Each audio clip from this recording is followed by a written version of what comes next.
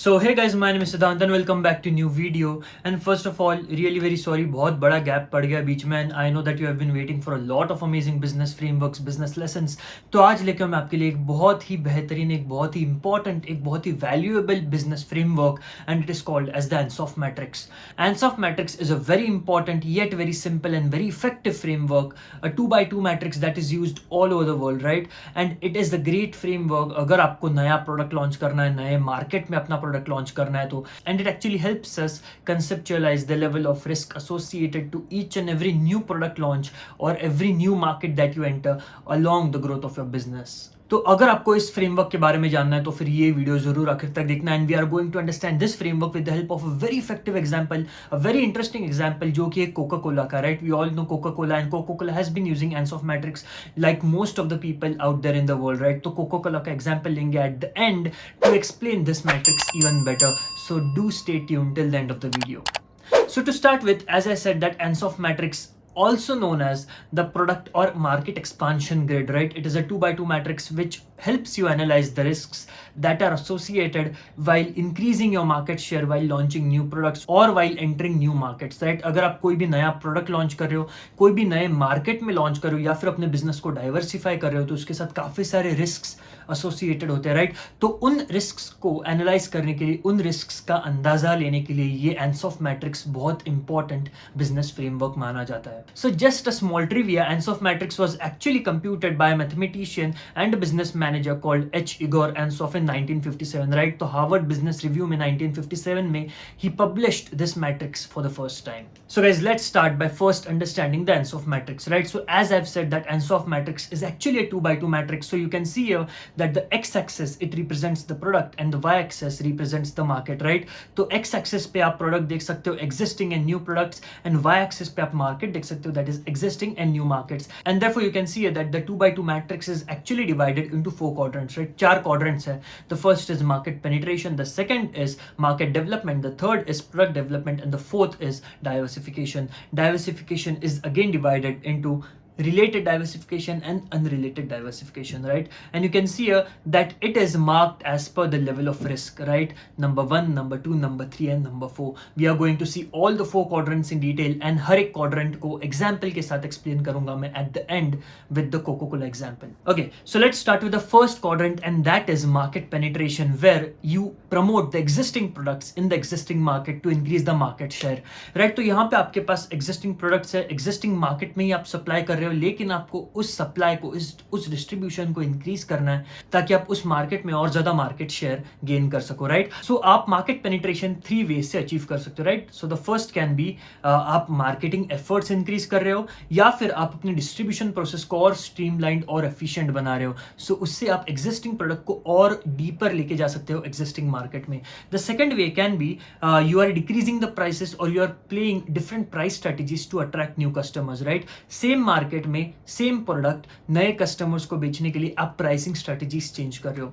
And the third way can be you are acquiring a competitor in the same market, right? Now this is a great way to acquire new customers and have a great team as well, right? तो आप जब एक नए competitor को acquire करते हो तब उसकी टीम भी आपके साथ आती है, प्लस उसका प्रोडक्ट एंड उसके एग्जिस्टिंग कस्टमर्स भी आपके कस्टमर्स बन जाते हैं. So these are the 3 ways with which you can actually do the market penetration, where you are promoting the existing products in the existing market. And this is ranked number 1, which means कि ये सबसे least risky वे है अपने business को grow करने के लिए, right? Because products में इन्वेस्टमेंट नहीं है, मार्केट में रिसर्च नहीं है, सेम प्रोडक्ट्स सेम मार्केट्स में सिर्फ आपको प्रमोशन का काम करना है. Now we going to the second quadrant and that is the next least risky way to grow your business and that is market development. अब मार्केट डेवलपमेंट में what you do is that you take your existing product but to a new market, right? तो इसमें you are entering into a new target market with your existing product, right? तो इसके अंदर ज्यादा risk नहीं क्योंकि आपको R&D में इन्वेस्ट नहीं करना है, क्योंकि प्रोडक्ट आपके पास ऑलरेडी है. आपको सिर्फ एक बेसिक मार्केट रिसर्च करनी है एंड आपको उस मार्केट में आपका प्रोडक्ट लॉन्च करना है, राइट? तो आप इसे फिर से 3 वेज में कर सकते हो. The first way can be by catering a different customer segment, right? उनके टारगेट डेमोग्राफिक्स को एनालाइज करके आप एक डिफरेंट कस्टमर सेगमेंट को टारगेट कर सकते हो. The second way is by entering a new domestic market, जिसको आप रीजनल एक्सपांशन बोल सकते हो. And the third way can be by entering into a foreign market, right? So this can also be called as the international expansion. So market development में what you do is that you increase the market for your existing products. So now first was market penetration with existing products, आप existing market में penetrate करते हो, लेकिन market development में आप existing products के साथ एक नए मार्केट में वेंचर करते हो। Now moving on to the third quadrant and that is product development. In this quadrant आप एक नया प्रोडक्ट लेके जाते हो अपने एग्जिस्टिंग कस्टमर्स को सर्व करने के लिए, right. Now over the period of years आप जब पहले प्रोडक्ट बेच रहे थे वो टाइम पे आपने कुछ नए डिमांड्स, नए प्रॉब्लम्स आइडेंटिफाई किए होंगे, जिसकी वजह से आपको एक नया प्रोडक्ट लॉन्च करना है या फिर आपको अपने बिजनेस को डाइवर्सिफाई करना है, तो फिर एक नया प्रोडक्ट लॉन्च करना है, राइट। तो वो केस में आप एक नया प्रोडक्ट लेके जा रहे हो अपने एग्जिस्टिंग कस्टमर्स के पास, राइट। तो यहाँ पे ब्रांड का वैल्यू बहुत इंपॉर्टेंट है। अगर आपका ब्रांड वैल्यू बहुत स्ट्रांग है मार्केट में तो फिर आपका नया प्रोडक्ट भी बहुत इजीली एक्सेप्ट हो जाएगा। नहीं तो फिर आपका प्रोडक्ट एक्सेप्ट करने के लिए आपको बहुत ज़्यादा मार्केटिंग में, बहुत ज़्यादा कस्टमर अवेयरनेस में स्पेंड करना पड़ेगा, राइट। तो प्रोडक्ट डेवलपमेंट के लिए आप 3 वेज से फिर से कर सकते हो। तो first can be by investing into R&D, फिर से रिसर्च एंड डेवलपमेंट में इन्वेस्ट करो, एक नया प्रोडक्ट बनाओ। The second can be you can acquire the rights और the license from other company to sell into that area, right. तो आप सपोज इंडिया में बेचना चाहते हो तो फिर आप कोई ग्लोबल कंपनी के प्रोडक्ट को लाइसेंस करके या फिर उसके राइट्स लेके आप इंडिया में सेल कर सकते हो या फिर स्टेट वाइज सेल कर सकते हो, right. And the third way can be by white labelling the products and by selling them into the market, right. तो जैसे कि हम सबको पता है कि मैन्युफैक्चरर्स हमेशा बहुत कम होते हैं, लेकिन जो ब्रांड्स है वो मैन्युफैक्चरर्स से प्रोडक्ट्स लेके उनको वाइट लेबल करके अपना ब्रांड लगा के मार्केट में बेचते हैं। So you can do that as well. तो इसमें आपकी R&D कॉस्ट, आपकी मैन्युफैक्चरिंग कॉस्ट ये काफी बच जाएगी, right? So the third way can be white labeling. Now moving on to the fourth and the most risky quadrant, the most risky way to increase your business. लेकिन believe me, ये अगर चल गया तो 6, अगर नहीं चला तो out, right? So this is called as the diversification, where you take the new product into a very new market, right? तो प्रोडक्ट भी नया है, मार्केट भी नया है, so you are taking a very high risk, very high bet. लेकिन as I said अगर चल गया तो it will give you a new revenue stream, right, for your business. And आपकी बिजनेस की डिपेंडेंसी जो पहले एक प्रोडक्ट पे थी वो खत्म हो जाएगी एंड वो दोनों प्रोडक्ट की वजह से आपका रेवेन्यू बढ़ जाएगा, राइट। लेकिन अगर नहीं चला तो फिर R&D में भी लॉस है, नए मार्केट में एंटर करने के लिए मार्केटिंग एक्सपेंस आप जो करोगे उसमें भी लॉस है, right. So it is a very huge risk. अब डाइवर्सिफिकेशन में there can be 2 types of diversifications, right. The first can be related diversification and the second can be unrelated diversification. ये काफी सिंपल है समझने में। Related diversification मतलब आप जिस इंडस्ट्री में हो, आप जो प्रोडक्ट्स पहले बेच रहे थे उसी टाइप के प्रोडक्ट्स में R&D करके एक नया प्रोडक्ट बना रहे हो और आप एक नए मार्केट में बेच रहे हो, राइट। तो आप सपोज लेदर बेल्ट बेच रहे थे या लेदर बैग्स बेच रहे थे, सो now you can sell leather jackets और लेदर वॉलेट्स और लेदर शूज, राइट। तो ये केस में आपका जो सोर्सिंग है, जो रॉ मटेरियल है वो चेंज नहीं हो रहा, राइट। लेकिन आप डाइवर्सिफाई फिर भी कर रहे हो, राइट। इसके अंदर भी एक नया प्रोडक्ट आप बना रहे हो और एक नए मार्केट में आप लेके जा रहे हो, राइट, क्योंकि टारगेट कस्टमर ऑडियंस तो चेंज हो जाएगा।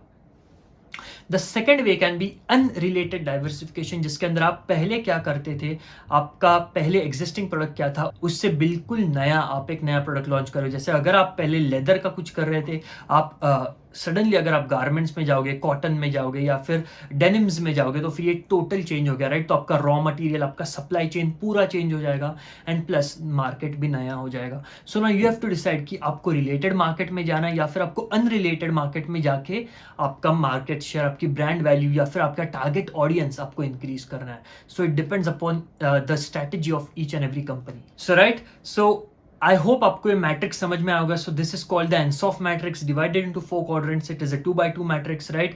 Market penetration, market development, product development and diversification. अब इसको और बेहतर तरीके से समझने के लिए let's take an amazing example and वो है कोका कोला। ना कोका कोला हम सबको पता है it is one of the largest beverage companies out there, over 200 countries में, 100 साल से भी पुरानी कंपनी है, हम सबको पता है, and it is a market leader in its market, right. And उन्होंने over the period of years अपने मार्केट को कैसे ग्रो किया है, अपने टारगेट कस्टमर्स को कैसे ग्रो किया है, वो देखेंगे अभी with the help of Ansoff matrix. So now as you can see in the image, आप देख सकते हो first quadrant that is market penetration. Existing product existing market में आप लेके जा रहे हो, लेकिन उसमें मार्केट का डेप्थ इंक्रीज करने के लिए, कस्टमर शेयर इंक्रीज करने के लिए उन्होंने क्रिसमस कोका कोला इंट्रोड्यूस किया, जहां पे आप देख सकते हो कि सैंटा क्लॉज का एक पिक्चर है टिन कैन के ऊपर, and they sold it during the Christmas to increase the customer share, right, उसी मार्केट में और डीप जाने के लिए। Now moving to the second quadrant, जहां पे आप देख सकते हो that is diet Coke and Coke zero, market development, जहां पे they took the existing products but to a new market, right. तो यहाँ पे what they did is that पहले soft drinks, carbonated drinks unhealthy माने जाते थे, right, and it was only consumed by men. लेकिन what they introduced is that they introduced introduced Diet Coke, Coca-Cola Zero for health conscious people. And also what it did is that it increased the female consumers, the women consumers of that brand, right? Now moving on to the third quadrant, आप यहाँ पे देख सकते हो Coca-Cola Cherry and Coca-Cola Vanilla, right? So now what they did is that they did product development, जिसके अंदर what they did is that they introduced new products to the existing customers. जो existing customers थे उनको new products. So in this what they did is that they introduced a lot of new flavors, right, for the existing customers. Definitely this was carbonated and इसके अंदर भी sugar थी, लेकिन it was to satisfy the existing customers जो पहले उनका Coca-Cola पीते थे, right? So they introduced a lot of new flavors like cherry Coca-Cola, vanilla, lime, lemon, right? So that was a way of increasing the market share by doing product development. Now moving on to the fourth quadrant, as you can see here, it is again divided into related diversification and unrelated diversification. In related diversification, what they did is that in 2007, what they did is that they acquired a health drink brand called as the Vitamin Water for 4.1 billion, right? तो आप वहाँ पे वो bottle देख सकते हो. So what they did is that they entered into a very new segment of health conscious people with a very new product that is called Vitamin Water, right? So they acquired Vitamin Water and they ventured into a new market. पहले carbonated drinks में थे, unhealthy category में थे. Now they came up with a health drink for the healthy category, right? So in unrelated diversification, they created a lot of new products, right? Because they had such a strong brand कि उनके existing customers को उन्होंने और नए products निकाले बेचने के लिए, right? So example, they sold pens, they sold merchandise, fridges, glasses and lot more things to exploit their brand value, right? तो उनको पता था कि उनकी brand value इतनी strong है कि अगर वो pens, fridges, merchandise भी निकालेंगे तो भी उनके customers खरीद लेंगे, right? So that was a way of unrelated diversification. So guys, I hope you liked today's video. I hope आपको Ansoff matrix समझ में आएगा. I hope you learned new thing from this business framework, right? And अगर आपको ऐसे और business frameworks के बारे में सीखना है तो फिर आप जाके मेरे चैनल पे चेकआउट कर सकते हैं, या फिर आपको अगर और कुछ सीखना है तो फिर आप नीचे कमेंट बॉक्स में ज़रूर कमेंट कर सकते हो. So guys, if you like the video, then do like the video, share, comment, subscribe to the channel. Don't forget to hit the bell icon to receive the latest notifications of my videos on time. I'll see you in the next video. Till then, goodbye. Take care. Thank you.